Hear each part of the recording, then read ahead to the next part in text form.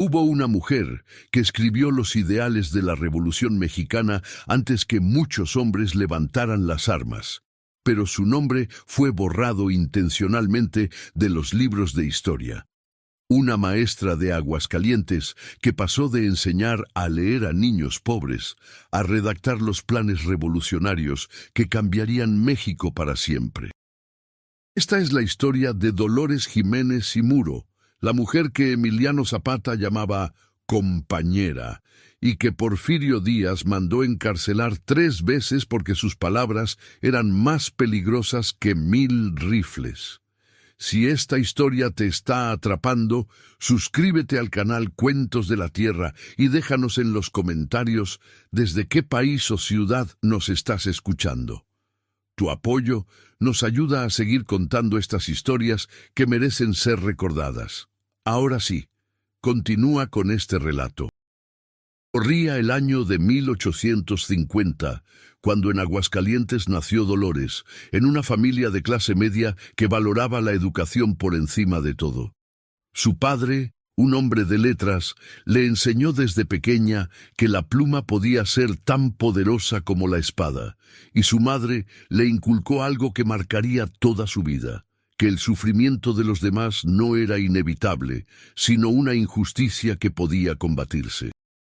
Mientras otras niñas de su edad aprendían solo a bordar y cocinar, Dolores devoraba libros de filosofía, historia y poesía bajo la luz tenue de un quinqué hasta altas horas de la noche. A los 20 años, Dolores ya era maestra, pero no de esas maestras que solo enseñaban el abecedario a hijos de familias acomodadas. Ella abrió su salón de clases en los barrios más pobres, donde los niños descalzos y con el estómago vacío llegaban después de trabajar en talleres y fábricas.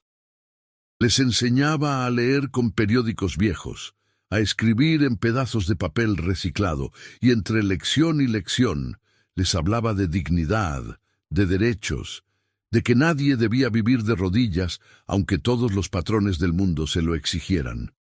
Pero fue en San Luis Potosí, a donde se mudó en 1900, donde Dolores vio con sus propios ojos la maquinaria de injusticia que sostenía al régimen de Porfirio Díaz.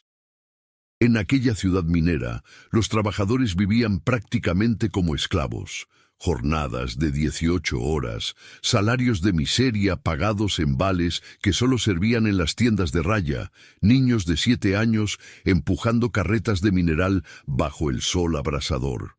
Y las mujeres tenían aún peor suerte, sin derecho a heredar, sin derecho a divorciarse de maridos violentos, sin derecho siquiera a caminar solas por ciertas calles sin ser insultadas. Fue ahí, en las reuniones clandestinas de los círculos liberales, donde Dolores encontró su verdadera vocación. En sótanos húmedos y patios traseros, iluminados apenas por velas temblorosas, un grupo de valientes se reunía a discutir las ideas prohibidas: anarquismo, socialismo, derechos laborales, sufragio femenino. Dolores no solo asistía, escuchaba con atención, tomaba notas en un cuaderno gastado y pronto empezó a hablar, con una elocuencia que dejaba a todos mudos. «Compañeros», decía con voz firme mientras su mirada recorría los rostros curtidos de obreros y campesinos, «no basta con quejarnos del patrón que nos explota o del gobierno que nos oprime. Necesitamos un plan, ideas claras, un programa político que le diga al pueblo exactamente qué México queremos construir cuando caiga la dictadura». Y así comenzó su labor como periodista de oposición, la más peligrosa de todas las ocupaciones bajo el porfiriato. Dolores escribía artículos incendiarios firmados con seudónimos masculinos, porque sabía que nadie tomaría en serio las ideas de una mujer. Sus textos circulaban de mano en mano, impresos en periódicos clandestinos que se leían a escondidas en las fábricas, en los talleres, en las comunidades rurales donde el hambre y la desesperación ya estaban cobrando sus primeras víctimas. Pero en 1906, la policía de Díaz la identificó. Una noche de febrero, cuando regresaba de una reunión secreta, escuchó pasos apresurados detrás de ella en la calle oscura. No tuvo tiempo de correr. 3 policías la rodearon, le arrancaron su bolsa donde llevaba panfletos revolucionarios y la arrastraron hasta la comisaría mientras ella gritaba que conocía sus derechos, que la Constitución garantizaba la libertad de expresión. «¡Cállese, vieja loca!», le escupió uno de los guardias mientras la empujaba a una celda maloliente donde otras presas políticas ya esperaban su destino incierto. «Aquí la Constitución no existe. Aquí solo existe la voluntad del general Díaz». Pasó meses en aquella prisión, pero lejos de quebrantarla, la experiencia la endureció como el acero al fuego. Desde su celda, Dolores organizó a las otras presas, les enseñó a leer, les explicó sus derechos. Convirtió aquel lugar de castigo en un aula revolucionaria. Cuando finalmente salió, gracias a la presión de intelectuales que exigieron su liberación, Dolores ya no era solo una maestra idealista, era una revolucionaria convencida de que solo la lucha armada derrocaría al tirano. Se mudó a la Ciudad de México en 1908, buscando escapar de la persecución, pero también estar en el corazón del movimiento que ya se gestaba. En la capital, bajo el disfraz de una humilde profesora que daba clases particulares, Dolores se convirtió en una de las principales organizadoras del movimiento antirreeleccionista. Asistía a mítines disfrazada, distribuía propaganda revolucionaria escondida entre libros escolares y tejió una red de contactos que incluía desde obreros ferrocarrileros hasta empleados de haciendas, pasando por estudiantes universitarios y hasta algunos militares descontentos. En 1910, cuando Francisco I. Madero lanzó su llamado a la revolución desde el exilio, Dolores ya tenía 60 años, una edad en la que la mayoría de las mujeres de su época se retiraban a cuidar nietos y bordar en el portal. Pero ella apenas comenzaba su capítulo más peligroso. Fundó el Club Femenil Antirreeleccionista Las Hijas de Cuauhtémoc, la primera organización política de mujeres en la historia de México. Bajo su liderazgo, decenas de mujeres salieron de sus casas desafiando a padres, maridos y hermanos para repartir volantes, organizar mítines, recaudar fondos para comprar armas e incluso servir como correos secretos entre las células revolucionarias. «Compañeras», les decía Dolores en las reuniones clandestinas que celebraban en casas particulares, con las cortinas cerradas y alguien vigilando la calle, «nos han dicho toda la vida que nuestro lugar está en la cocina, que la política es asunto de hombres. Pero cuando el hambre llega a nuestras casas, cuando nuestros hijos mueren por falta de un médico, cuando nuestras hijas son abusadas por los patrones, ¿acaso no nos duele? ¿Acaso no tenemos derecho a luchar por un México mejor?». Y entonces llegó septiembre de 1910, el mes del centenario de la independencia, cuando Porfirio Díaz planeaba festejar sus 30 años en el poder con desfiles, banquetes y obras de teatro que costaron millones mientras el pueblo moría de hambre. Dolores vio la oportunidad perfecta, organizó una contramanifestación masiva, convocando a todas las agrupaciones obreras, sociedades mutualistas y clubes liberales que había contactado durante años. El día señalado, mientras la élite porfirista brindaba con champán francés en el Palacio Nacional, miles de trabajadores marcharon por las calles de la capital gritando consignas contra la dictadura, portando mantas que exigían tierra para los campesinos, jornadas laborales justas, libertad de prensa. Dolores encabezaba la columna de mujeres, con un zarape sobre los hombros y la mirada desafiante, sabiendo que probablemente terminaría nuevamente en prisión, pero sin importarle ya. Y efectivamente, esa misma noche la policía allanó su casa. La acusaron de sedición y ultrajes a funcionarios públicos, delitos que bajo el régimen porfirista podían significar años de cárcel o incluso la muerte. Pero Dolores, lejos de asustarse, usó su juicio como tribuna. Ante el juez que la interrogaba, declaró con voz clara que resonó en toda la sala: «No me arrepiento de nada. Si defender a los pobres es sedición, entonces soy sediciosa. Si exigir justicia es ultraje, entonces ultrajo. Y si luchar por un México libre es un crimen, entonces soy la criminal más orgullosa de esta nación». Sus palabras corrieron como pólvora por todo el país, repitiéndose de boca en boca, publicadas en periódicos clandestinos, convirtiéndola en un símbolo viviente de la resistencia. Desde la cárcel, Dolores no dejó de luchar. Allí, en una celda húmeda donde apenas entraba la luz del sol, escribió el documento que cambiaría la historia de México. El Plan Político y Social, proclamado en Tacubaya el 31 de octubre de 1911. Si conoces a alguien que disfruta de buenas historias, comparte este cuento. Juntos mantenemos viva la tradición de contar historias. Aquel documento, escrito con una pluma gastada sobre papel ordinario, era revolucionario en el sentido más profundo de la palabra.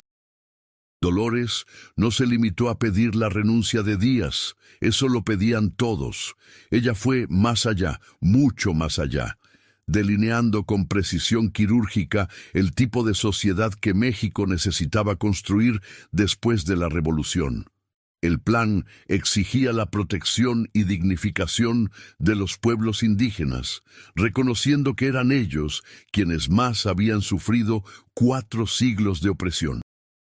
Exigía la reducción de las jornadas laborales a 8 horas, cuando en aquel entonces los trabajadores laboraban hasta 18 horas diarias. Exigía la construcción de viviendas dignas para los obreros, que vivían hacinados en vecindades infectas. Exigía la abolición de los monopolios que enriquecían a unos cuantos mientras el pueblo pasaba hambre. Y, por supuesto, exigía el respeto absoluto a la Constitución de 1857, particularmente en lo referente al sufragio efectivo y la no reelección. Pero lo más audaz del plan de Dolores era que incluía, por primera vez en un documento político mexicano, demandas específicas para mejorar la condición de las mujeres: acceso a la educación, derecho a heredar propiedades, protección legal contra la violencia doméstica. Eran ideas tan adelantadas a su tiempo que ni siquiera los revolucionarios más progresistas las apoyaban completamente. Muchos le dijeron que dejara ese tema para después, que primero había que ganar la revolución. Pero Dolores se negó rotundamente. No habrá revolución verdadera si las mujeres seguimos siendo esclavas en nuestras propias casas, respondía con firmeza cuando alguien cuestionaba su insistencia en los derechos femeninos. Un país donde la mitad de la población no tiene derechos no es un país libre, es una cárcel con la mitad de las celdas ocupadas. Cuando finalmente salió de prisión en 1911, después de que el propio Madero intercediera por su liberación, Dolores era ya una leyenda viviente en los círculos revolucionarios. Pero su lucha apenas comenzaba. Al llegar a su casa, encontró un sobre que alguien había deslizado bajo la puerta. Lo abrió con manos temblorosas y leyó: «Compañera Dolores, su plan nos ha llegado y lo hemos leído con profundo respeto. Necesitamos gente como usted en nuestra lucha. Emiliano Zapata». Aquel mensaje cambió todo. Dolores viajó a Morelos, al cuartel general del Ejército Libertador del Sur, donde fue recibida con honores militares. Zapata, aquel campesino de bigote espeso y mirada de jaguar, la saludó quitándose el sombrero, un gesto de respeto que pocas mujeres recibían en aquella época. «Maestra», le dijo con su voz grave y pausada, «usted puso en palabras lo que nosotros apenas sabíamos sentir. Necesitamos que escriba el prólogo de nuestro plan de Ayala, que le explique al pueblo por qué nos levantamos en armas contra Madero, por qué no podemos esperar más para que se haga justicia con la tierra. Y Dolores aceptó, sabiendo que aquello la convertiría en enemiga declarada del gobierno maderista que ella misma había ayudado a instalar.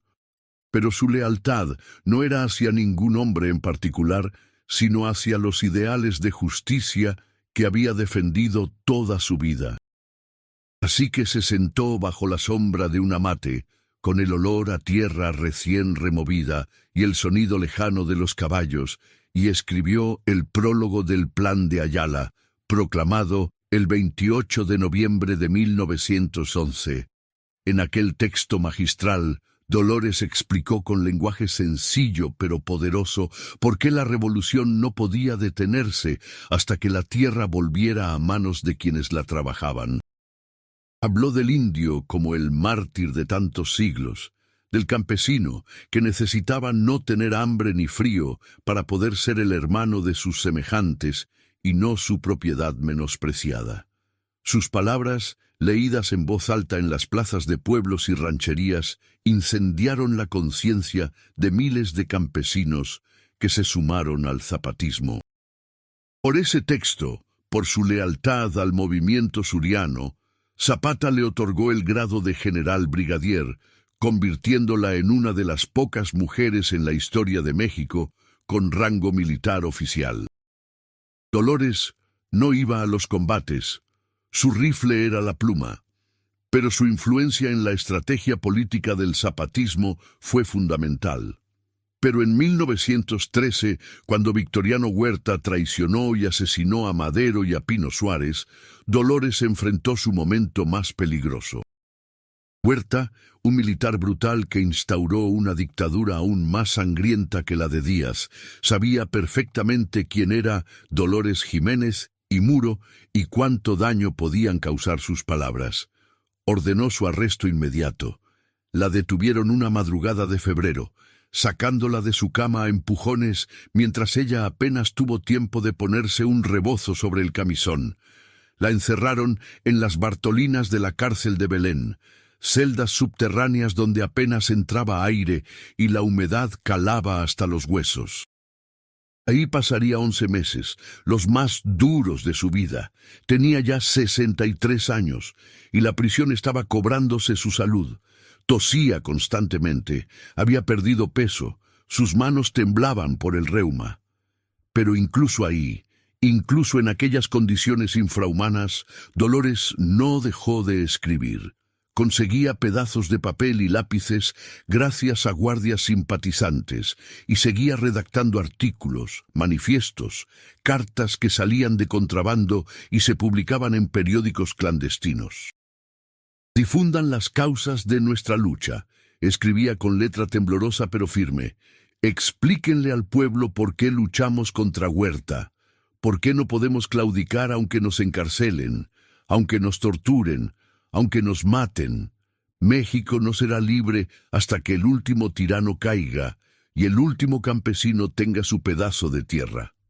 Cuando finalmente cayó Huerta en 1914 y Dolores salió de prisión, era una mujer transformada físicamente, pero intacta en su espíritu. Delgada, envejecida, con el cabello completamente blanco, pero con la misma mirada incendiaria de siempre, y sin descansar ni un día, se integró al gobierno constitucionalista de Venustiano Carranza, no porque confiara en él, sino porque vio la oportunidad de impulsar algo que había soñado toda su vida, la educación del pueblo. En 1917, formó parte de la Secretaría de Educación Pública y lanzó la primera campaña de alfabetización masiva en la historia de México. Las misiones culturales, grupos de maestros que viajaban a las comunidades más remotas para enseñar a leer y escribir, fueron en gran medida obra de su visión y su insistencia. Dolores sabía que una revolución que no educaba al pueblo estaba destinada a fracasar, a ser traicionada por nuevos caudillos que usarían la ignorancia para manipular a las masas. Pero mientras trabajaba incansablemente en la educación, algo terrible estaba ocurriendo. Su nombre comenzaba a borrarse intencionalmente de los registros históricos. Los nuevos gobernantes revolucionarios, hombres que ahora se repartían el poder que tanto costó conquistar, no querían que se recordara que una mujer había sido la principal ideóloga de la revolución. Empezaron a atribuir sus textos a otros autores, a omitir su nombre en las crónicas oficiales, a ignorarla en los actos públicos. Dolores lo sabía, lo veía, pero ya no tenía fuerzas para pelear esa batalla. Estaba enferma, cansada, y además nunca le había interesado la gloria personal. Lo que le importaba era que las ideas por las que había luchado siguieran vivas, aunque nadie recordara que había sido ella quien las había puesto por escrito. Pasó sus últimos años dando clases particulares en su modesta casa de la Ciudad de México, escribiendo poemas que reunió en un libro titulado Rayo de Luz, y colaborando ocasionalmente en periódicos donde aún la recordaban. Murió el 15 de octubre de 1925, a los 75 años, rodeada solo de algunos alumnos fieles y antiguos compañeros revolucionarios. No hubo honores oficiales, no hubo monumentos, no hubo discursos presidenciales reconociendo su labor. Su muerte pasó casi inadvertida para un país que ya empezaba a olvidar los ideales que habían inspirado la revolución. Los periódicos dedicaron apenas unas líneas a su fallecimiento, y en los libros de historia que se escribieron en las décadas siguientes, su nombre aparecía apenas como nota al pie, si acaso. Los grandes héroes de la revolución eran todos hombres: Madero, Zapata, Villa, Carranza. Nadie mencionaba que detrás de los planes revolucionarios, detrás de las ideas que habían movilizado a millones, había estado la pluma de una maestra de Aguascalientes que nunca disparó un tiro, pero cuyas palabras fueron más poderosas que 1000 batallas. Durante décadas, el nombre de Dolores Jiménez y Muro permaneció en las sombras del olvido. Sus documentos fueron archivados en cajas polvorientas que nadie consultaba. Sus artículos periodísticos, que había firmado con seudónimos masculinos para que los tomaran en serio, quedaron atribuidos a autores fantasma. Su participación en el zapatismo fue reducida a una anécdota menor, mencionada de pasada en alguna biografía de Zapata, y sus contribuciones al plan de Tacubaya y al prólogo del plan de Ayala fueron deliberadamente minimizadas o directamente negadas. ¿Por qué? Porque reconocer que una mujer había sido la ideóloga principal de la revolución hubiera cuestionado todo el orden patriarcal que los nuevos gobernantes revolucionarios estaban perpetuando. Porque admitir que las ideas más avanzadas sobre justicia social habían salido de la mente de una maestra feminista hubiera obligado a cumplir con las promesas que le habían hecho a las mujeres y que luego traicionaron. Porque era más conveniente construir un relato histórico lleno de machos revolucionarios a caballo que reconocer que detrás de ellos había mujeres pensantes que les habían escrito los discursos. Fue solo hasta finales del siglo XX cuando historiadoras feministas empezaron a rescatar su memoria de los archivos olvidados, que el nombre de Dolores Jiménez y Muro comenzó tímidamente a reaparecer. Se descubrió que había firmado sus artículos más importantes con nombres masculinos. Se confirmó que era ella, y no otros a quienes se les había dado crédito, la autora principal del plan político y social de Tacubaya.